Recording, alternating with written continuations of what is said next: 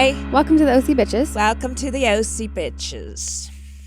We've gone to London again. Oh, did I? I don't even know what that is. I have no idea. I just think we entertain ourselves with some silly. Because what else are we going to do? What else are we going to do? Gotta practice. Practice for that upcoming British role that I'll never get. Never say never, maybe. I know, right? I have a bad attitude. I've been a little negative this week for some reason. I don't know.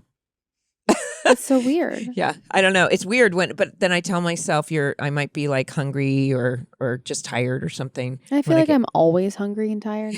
Well, those things can cause negativity. That explains so much. It does. Yeah, that hungry, angry, lonely, or tired. Season 3, episode 17. Anyway. Yeah. Maybe it's these episodes. Maybe it is season 3 that's just getting to us. I definitely have a lot of going on as I'm watching, so that definitely could be it. Okay. Well, welcome to the OC Bitches. We are in season 3, episode 17, The Journey. The Journey. Took me a while to figure out, because I always like to figure out what the title means in the episode. Well, it's because of the birthday thing. Exactly. Yeah. At first I was like, what journey are they going on? Oh, boy. Because they're going to become foreigners. Yes. Anyway. They're foreigners on a journey. Okay. The Cohens throw Ryan a party for his 18th birthday, and Ryan can't decide whether or not to invite Marissa after their breakup. Sandy tries to track down Dawn to surprise Ryan. Meanwhile, Summer confronts Julie about her and her dad dating, and Marissa crashes into an old memory and grows closer to Volchok.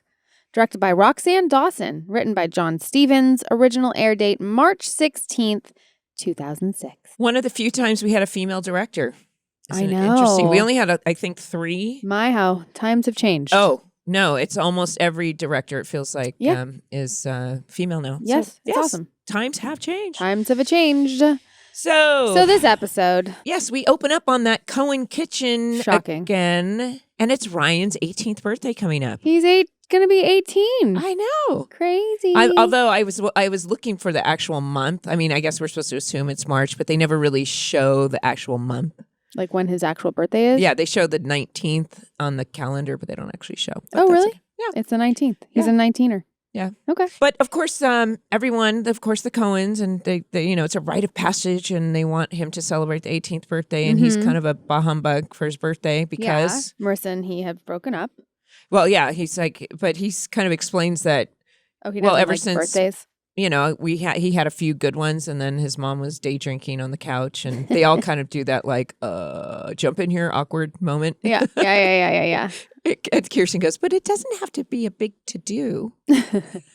Yeah, I think everyone wants to celebrate his birthday more than him, for sure. But that's when he says, "Yeah, we broke up." They didn't know. No, I don't think he told him because it happened. I guess so this is the thing. I was trying to figure out how long it's been. Has it been a week? He's thinking about her, but then of course we see that Marissa is still at the lifeguard tower. She just lives there now. She hasn't moved since the last episode. Yeah, that's where she lives. Starts and ends. Well, they built it on stage, so it's comfy and warm. She's just sleeping there. She's just sleeping there, camping out. And then all of a sudden we show Summer and Marissa at school. And she instantly is worried that she's depressed and she's not eating. Mm-hmm. She's like, you've had a couple M&Ms and a banana. And all I could think was, have you heard of the term almond mom recently? No. That it goes back to Yolanda Hadid when back in the day when Gigi Hadid was like, Mom, I'm kind of dizzy. And she's like, have a couple almonds. So they're saying that an almond mom is someone who basically imposes strict or calorie restriction and all I could think was, has Marissa become like an almond, not necessarily an almond mom, but she's eating like nuts. Wait, I've never heard that term. That's something like going around that she did that to her kids? They're calling it, when she's like, Mom. Well, I do hear if you eat like 4 almonds a day, there's many benefits. I read that recently. Now you're an almond mom? I'm an almond mom.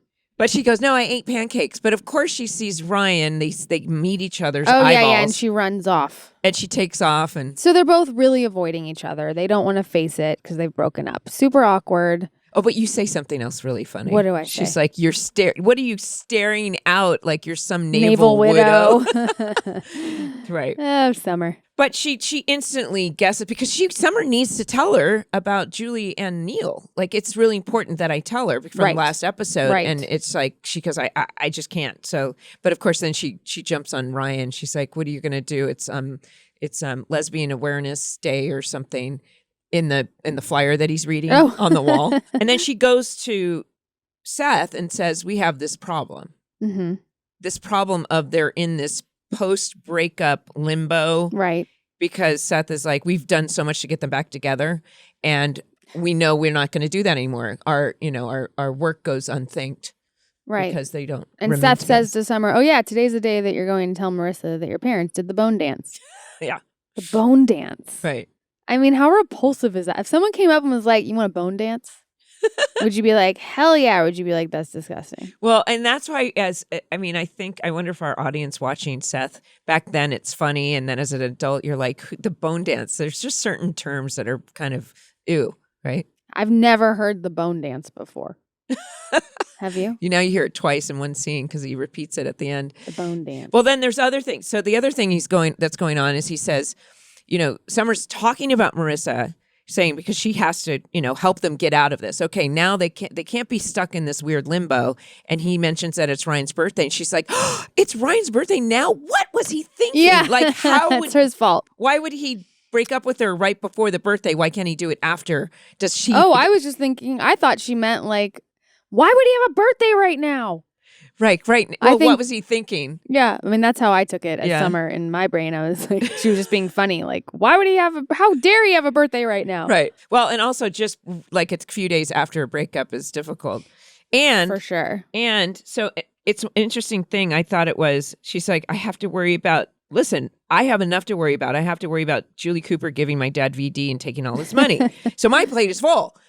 But in the meantime, I think it's a really interesting way for the audience to get exposition, letting the audience know what's going on through through character is way more interesting than somebody saying, hey, just repeating what's been going on, because it's important in dramatic television that we have to let people know what's going on. Always. Always and always. So fun. So the whole story is unfolding with Ryan and Sadie, right? Mm-hmm. So there's the breakup. They're avoiding each other. And then we have this other thing going on with Ryan and Sadie, which, by the way, Sadie's like renovating this home like all by herself. Do you find that like incredibly odd? Well, it's very complicated. First of all, I guess Gwen is staying in Ashland, and they're selling the house now. Johnny's mother. So she got a little money from what's his name, and we don't, the insurance claim. I'm assuming that's coming through, and now it's just time for her to stay with her sister up in Oregon. And for Sadie to completely demo and remodel the house. A paint job on a little paint job, and maybe the magic eraser on a wall. That's how I'd move. Yeah, no, but walls are open, and it's very odd to me. Yeah. I was like, are they going to demo this set anyway because they know he's leaving or something? I don't know. It's written into something, but it's something that brings Ryan and Sadie closer. And then, and when it is his birthday, she gives him that the present, which I actually think is really cute. This hammer that's engraved. Can we talk about this hammer? That she said she personally engraved. It's literally like a paragraph of perfectly precise letters. I'm like, there's no way she engraved. Does she have like a professional? Does she whittle in her pastime? Something. Like, she's got some skills. But then think of she's me a wood shop. Every time you pound something. I know. Which is, I loved Ben. It was like a genuine smile. Yeah, it was a genuine smile. He and she have very good chemistry. Yes. They in real life, I remember them hanging out. You said that before. On set. Yeah. They were like homies. Yeah, they were definitely friendly. But in the meantime though, while that's all going on, Kirsten has brought up it's Ryan's 18th birthday, and I think there should be a family member. And what about Dawn? Yeah. And and Sandy has to track her down. Yeah. But he decides he's going to track her down, and she's in trouble. And I'm like, if she's in trouble, why do you want to bring this? You don't want to bring trouble around.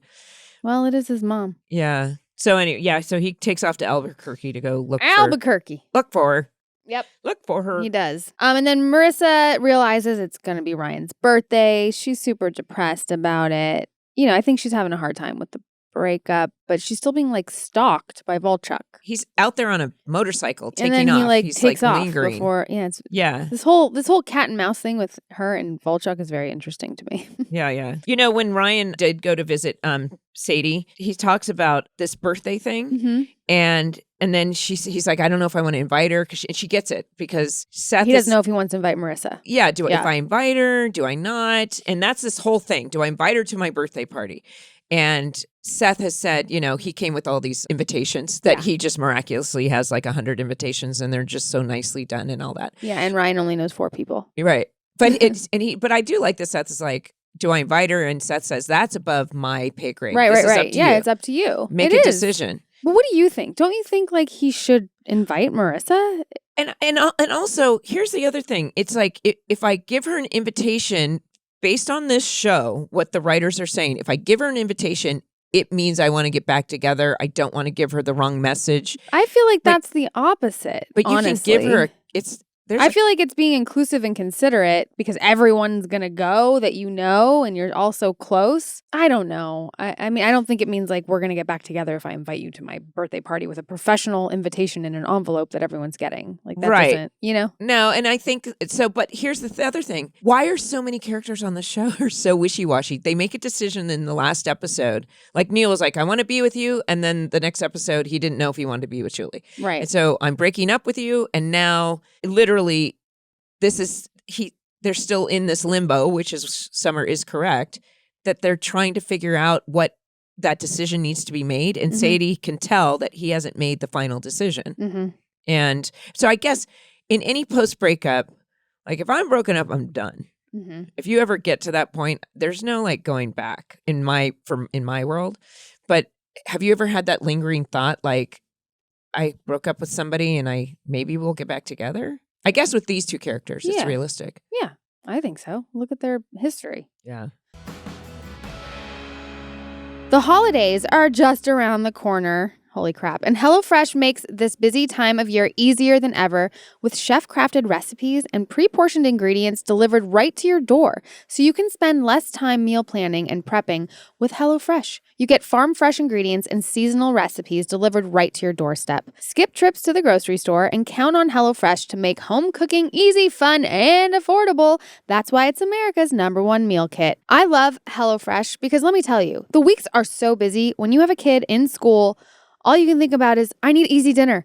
HelloFresh makes it so easy, and we really love all of our options. With over 35 weekly recipes, there's something to please everyone. You can also easily customize your recipes by swapping proteins or sides, upgrading to choice proteins, or even adding protein to a veggie meal. Quality is HelloFresh's priority. Ingredients travel from the farm to your home in less than 7 days, so you know they're fresh. Look, I love to cook, but the holidays can get so busy, and it's really the one time of the year that I love to operate smarter, not harder, right?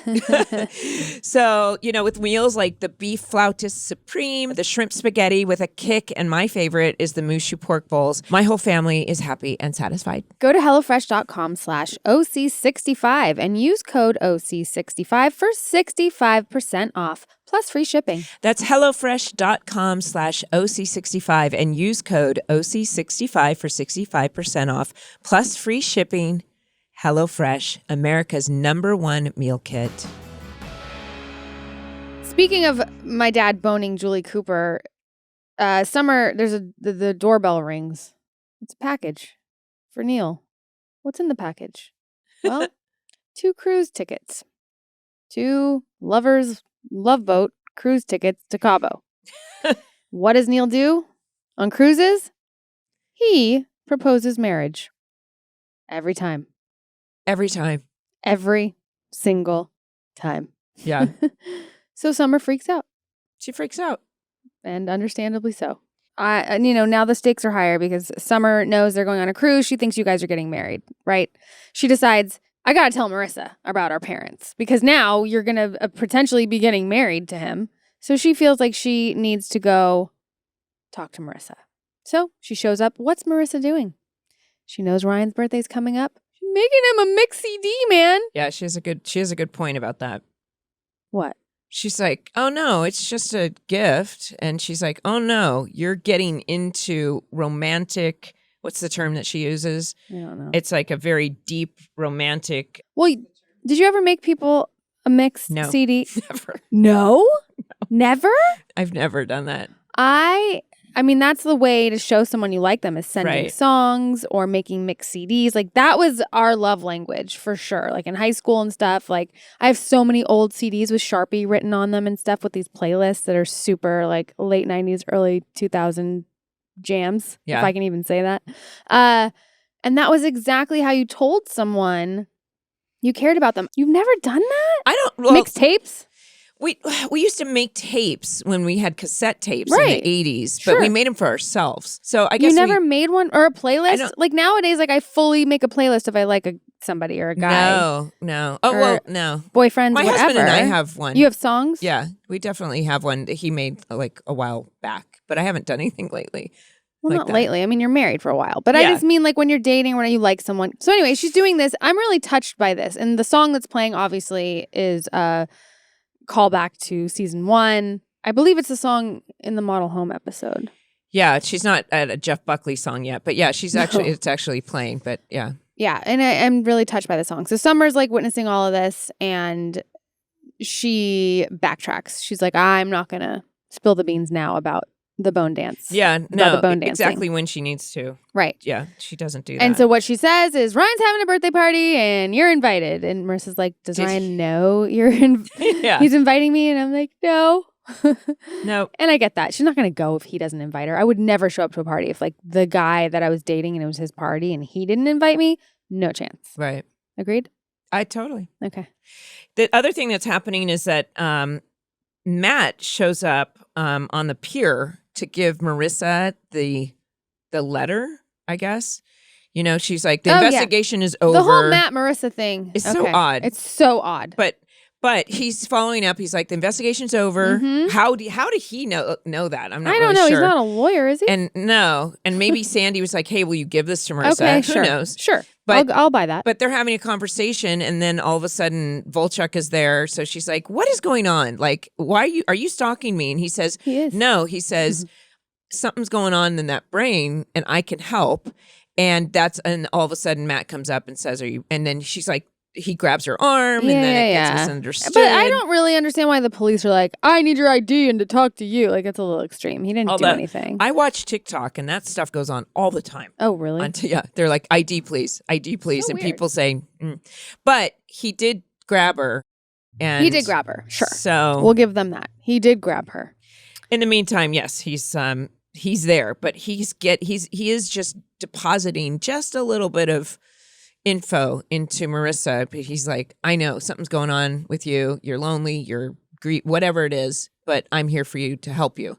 But as soon as somebody else comes around, he's just rude. You know, he can't help himself. Yeah. He's Volchok, I guess. So it's actually Ryan's birthday Now it's Ryan's official birthday. on the day. Yes. And Seth wants to know if he got any phone calls from nothing from Marissa, which is what Seth really wanted to know. And he was like, no. So because he's basically said, I didn't invite her. And he's like, okay, man, I'm glad you're moving on Yeah, from he's her. moving on. You know? And that Sadie's not going to come because she's going to L.A. He's like, and Sadie's not coming either. He's like, yeah, but did you tell her Marissa wasn't going to come? Like, here's Seth going, you need to like actually. For the first time ever, Seth is like, yo. Seth, you know, it's so interesting how sometimes it's because Seth is actually helping the other characters right now. Yeah. He's serving. Yeah. He hasn't had a self-centered issue He hasn't lately. had a self-centered storyline. Right.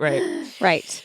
But in the meantime, he mentions that Sandy is in Albuquerque and he's going to get back. So when we move to Albuquerque, he actually is meeting Dawn in prison. Right. So she's got bigger problems than just a few little problems. Yes. She's been writing bad checks. She's been writing bad checks. She's in prison.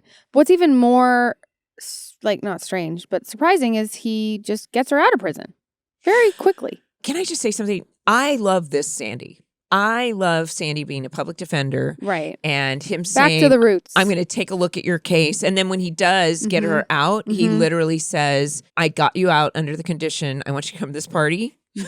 Come to a party. And then go to a treatment center and repay your debt, which I did for you. And I thought, oh my God, I love this public defender, Sandy. Yeah, it's nice to see again. And then I thought, why didn't they do more of this in this show? Like, why have him do this corporate thing? And why I just started picturing Sandy doing a lot more of the public defender helping people like this. And for some reason, it just warmed my heart more. And that'd be a good question for Josh, like why they didn't choose to do that with him. I thought that was interesting that he wasn't as much of a lawyer throughout the series as he was as he started. Right. Agreed. Yeah. Also, Ryan does inform Sadie that he winds up not inviting Marissa. Yeah.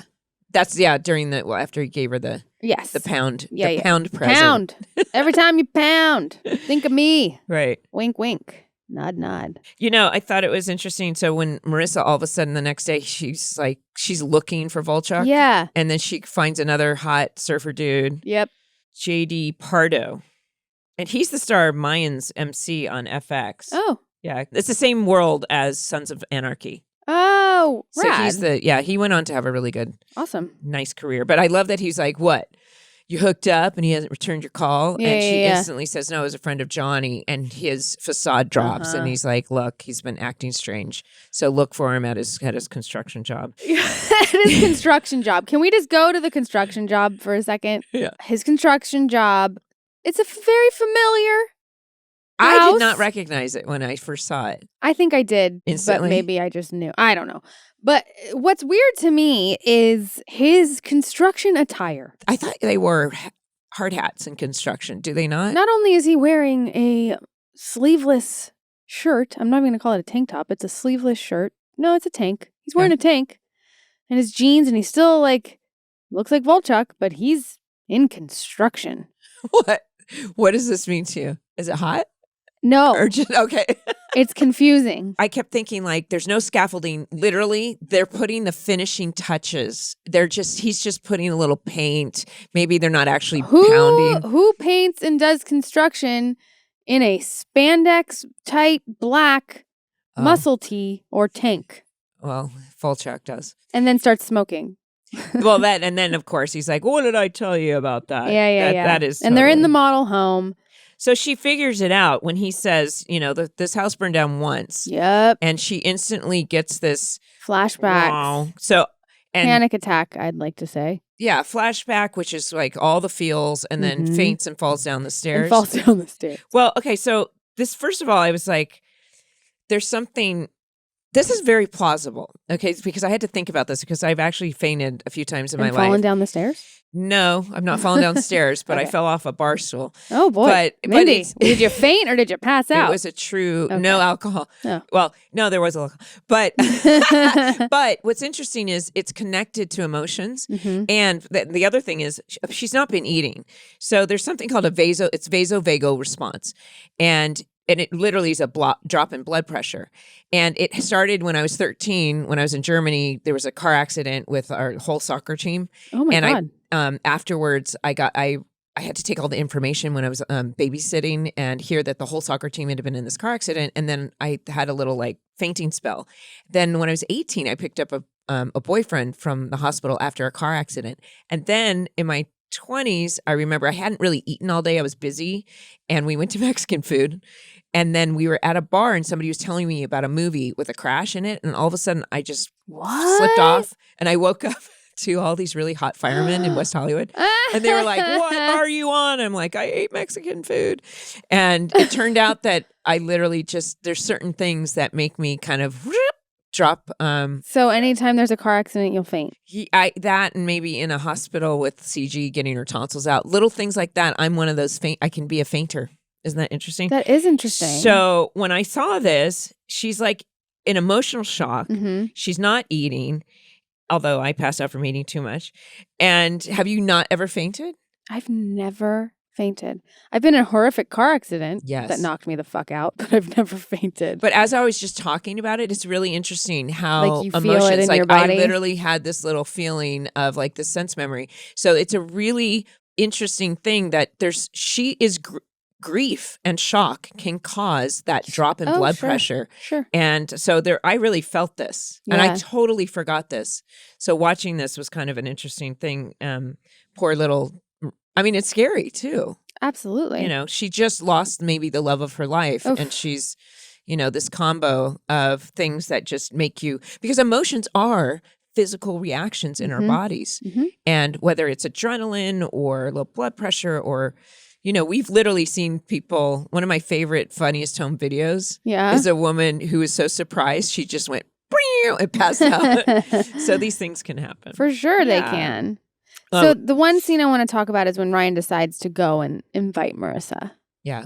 And she's not there. Because right before that, remember when he sees Kirsten and she says, well, you didn't invite her? Oh, and how was she when you told her? Right, and Ryan's like... I hate it when parents do that, when like then you're guilt-ridden with doing the right thing and you're like, God damn it, I was just going to ignore this. And now I have this guilty conscience and I have to go deal with it. Well, and she does it with this like, what? Like an adult perspective is, no, you say, hey, I'm having a birthday party. You communicate, I'm having a birthday party. I don't want to make you feel uncomfortable, so I'm not giving you an invite. I can't do that as an adult. Yeah. How hard would that be? So then he ends up going, well, at first then he goes to her place. He chickens out and then he comes back. Right. And she's not there. She's not there. And he just goes on in. And I'm like, oh, it's unlocked. And then she actually says that later, like, oh, we leave it unlocked. Because I was like, guys, it's just unlocked. Anyway.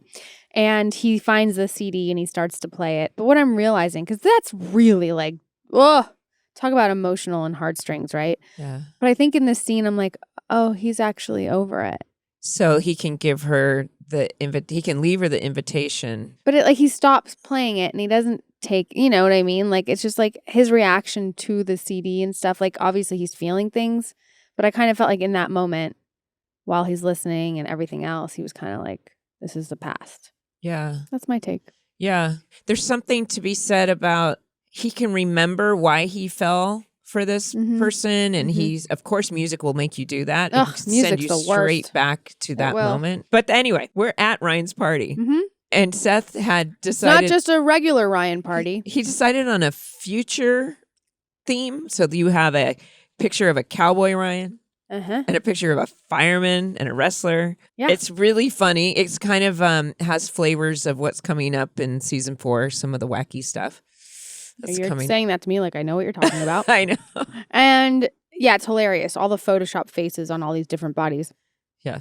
Because he doesn't have any friends, and he just he invited all these random. He invited random, including unhoused people. Isn't that correct now? You say unhoused people. To he the met party. them at Ralph's. He met them to fill out the space. It's hilarious. It was odd and funny.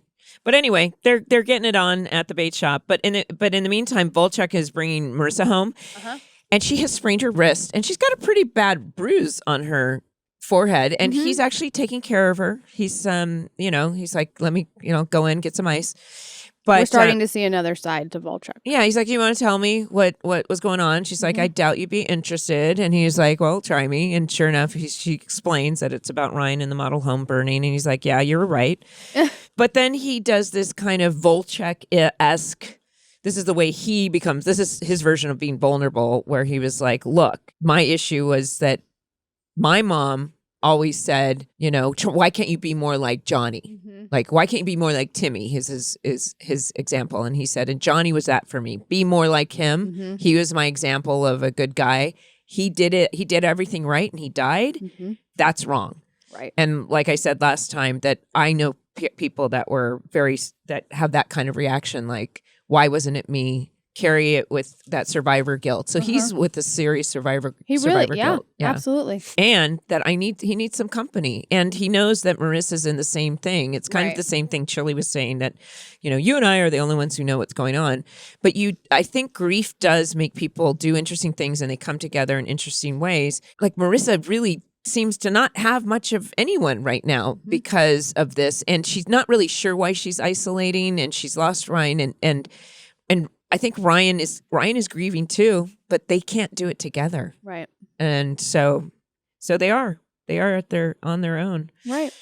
And then Sandy shows up at the bait shop, clearly without Dawn. Yes. She backs out. Because she didn't show up. Yeah. She didn't show up. She leaves a letter for Ryan. Yeah. Sandy delivers the letter. The way Daphne Ashbrook played it, she was really, like, she's still in her self-absorbed or selfish, addiction or whatever she is. But it was probably a smart move for her to not show up to a party. If she can't even get on a plane and do that, and she's still running scared, Sandy can't force that. So it's, I kind of understand that. Yes. Okay, and so now at the party, Seth is about to reveal the big surprise. Oh, yeah. He kept talking about your mind's going to get blown by this big surprise. This huge surprise that he has waiting for Ryan. Yeah. Cut to a band plays. And you think it's a tribute band for Journey. Because he says it's a tribute band for Journey. You think it because he says it. Right? And then they sing. And I'm like, I love this song. Waiting for a girl like you to come into my life. And then it's a band called Cobra Verde. Yeah. And I kind of looked them up. I guess they aren't together anymore. So they aren't a cover band. For some reason, they played this song for us. Mm-hmm. And they actually had a memory of going into the costume, the wardrobe. Mm-hmm. And the wardrobe wanted to dress them like the Ramones. And they were like, aren't the Ramones kind of the opposite of Foreigner? And they were like, whatever. So they kind of dressed them like the Ramones. That's funny. No, I guess they weren't dressed quite. Right. It would have been funny if they were dressed like Journey, singing Foreigner. Right. But Seth ends up, everyone knows it. Yeah. Sadie says it. Yeah. Summer says it. Yeah. And Seth says, oh, I know. Foreigner's just way cooler than Journey. Well, there's your little selfish moment from Seth this episode. Go. He's like, I'm going to get his selfishness reared its ugly head. Do you think is that a Josh thing? That Foreigner's cooler than Journey? I don't know, but Ben loved Journey. So it's a Schwartzism that even Journey is like Ryan's favorite band. Yeah. But I would like to know. Can we talk about... I think it was just funny. Okay. Yeah, that's true. Sometimes things don't have to have a meaning. It's just plain funny. Just funny. Yeah. That's what those genius writers do. Mm-hmm. Yeah. So Julie and Dr. Roberts, when they did hook up, it was kind of cute. I was like, and then when Summer, she's standing there going, Neil, where are you? Mm-hmm. And she runs into Summer. First of all, I love this scene. There's not many scenes with Julie and Summer. Well, they're starting, and I think this is interesting. So when she's like, look, I know. And then she kind of explains the whole cruise thing. And Julie's like, no, we are nowhere close to being that serious. But then she's like, oh, and it's first class and how sweet. And I need a bikini and awkward. Mm-hmm. I think there's something there because then they started writing for us in season 4. Mm-hmm. Well, you're dating my dad. Yeah, that's true. And living in his house. And we're living in the same house. Yeah. But I kept thinking that it's interesting to see. This is a completely different Julie. Yeah, and she's so excited and happy, and it's cute. Yeah. And I like our dynamic. Yeah.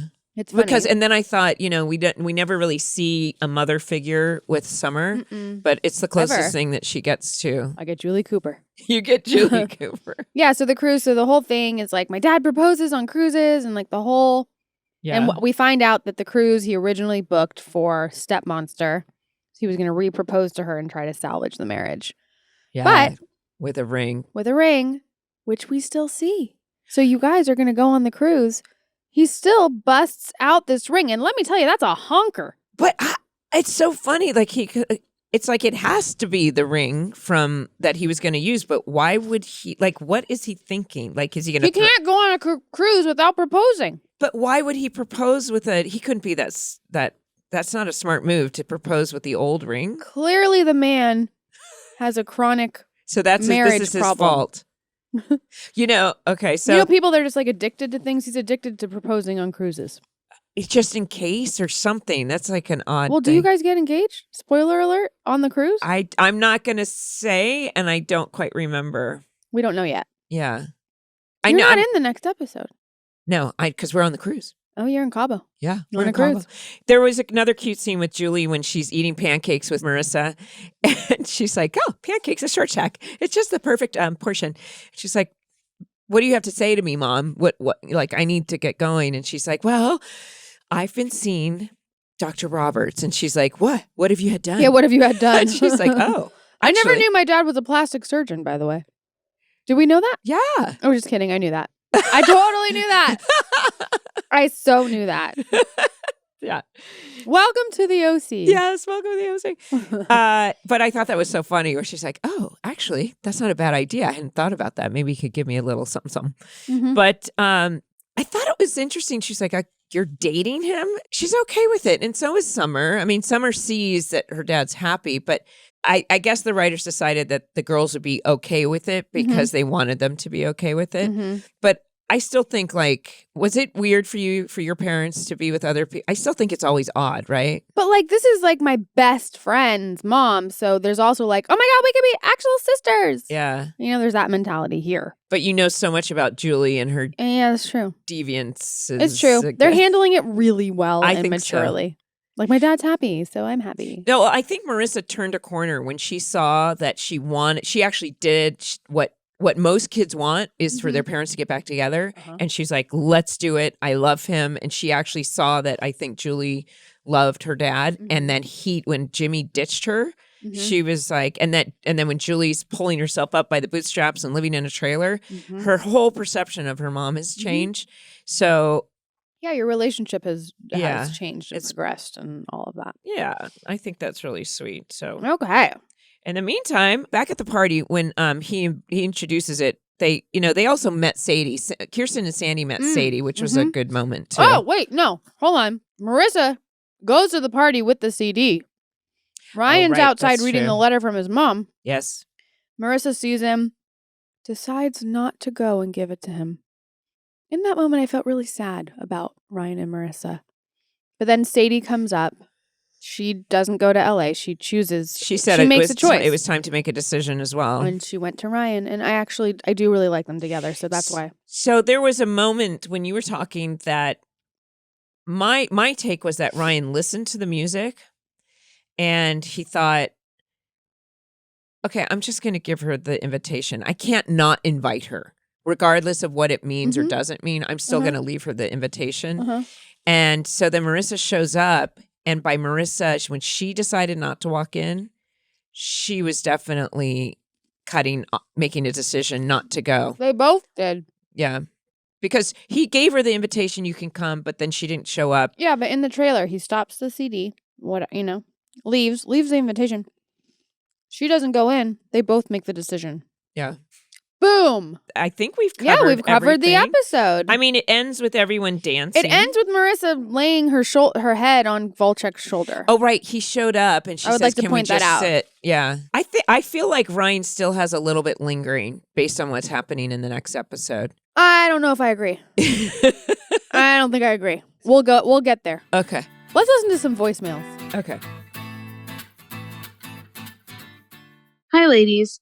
My name is Jessica. I am 32 years old and watching the OC for the first time. And I have to say that I am obsessed. I have been binge watching it for the past month and can't get enough. I find Seth totally adorable in every way, but I would have to say I'm probably Team Ryan. Also, Melinda, I find all of the scenes of you in the trailer and yelling at Gus absolutely hilarious. My first question is for Melinda. Were those scenes in the trailer fun to film, or did you enjoy being a Noopsie more? My second question is, why does Julie send Caitlin off to boarding school when Marissa gets to stay in Newport and go to Harbor? I was wondering if there was a reason that she didn't come back for high school. Thanks, ladies. Love the podcast. Well, there's the character decision, and then there's the writer decision, right? Take it away. Take it away. First of all, I think the trailer was way more satisfying as an actor and also just as a storyline when you see a character in a completely different situation. It's more interesting for us as performers to do things that aren't the same all the time.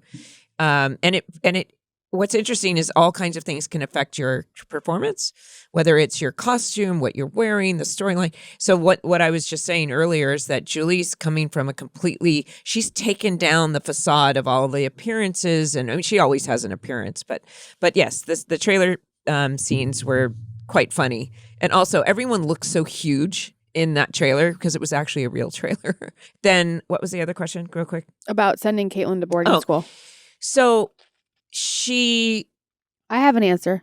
My guess is that Caleb prepaid her and that she's already in school because how does Julie affording it?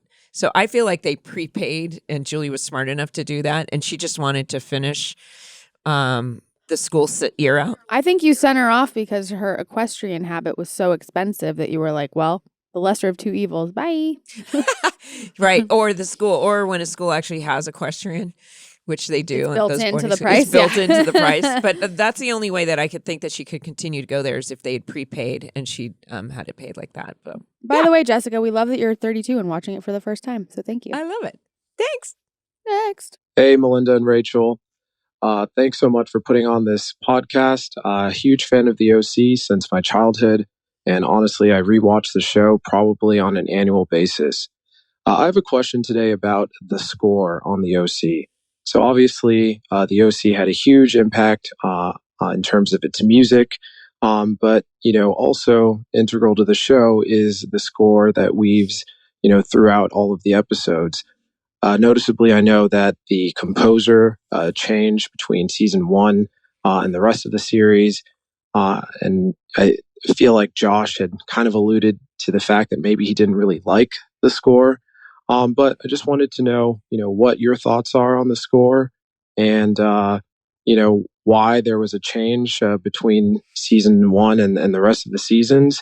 And, how do you think the score impacted the drama and comedy on the show? Thanks so much.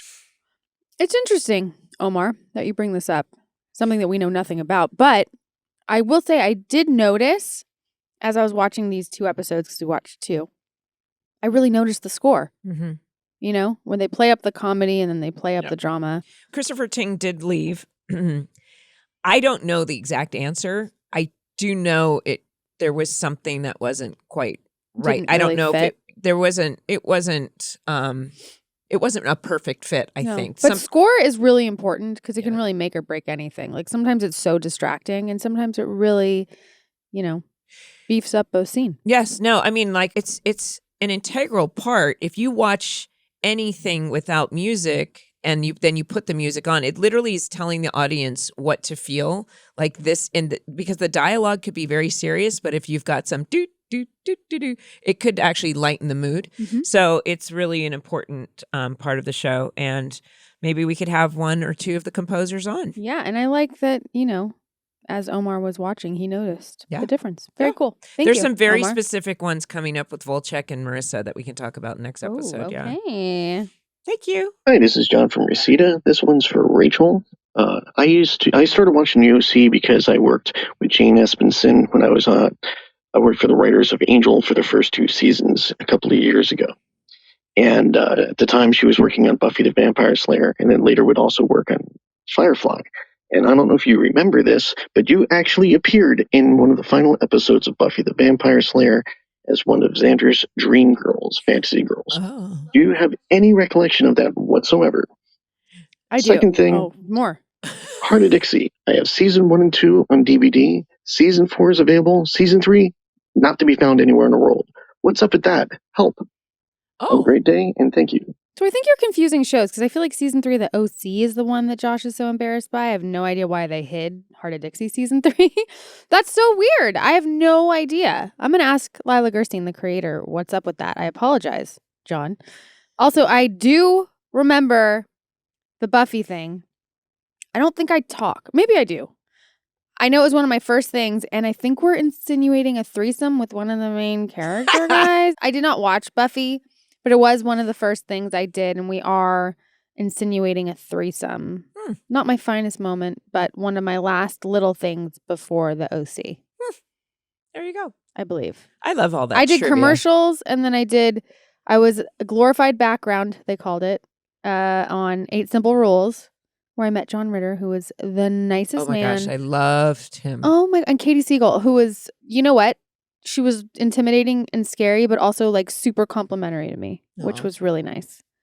And I remember hearing when John Ritter passed, we were shooting on the OC in Marina Del Rey.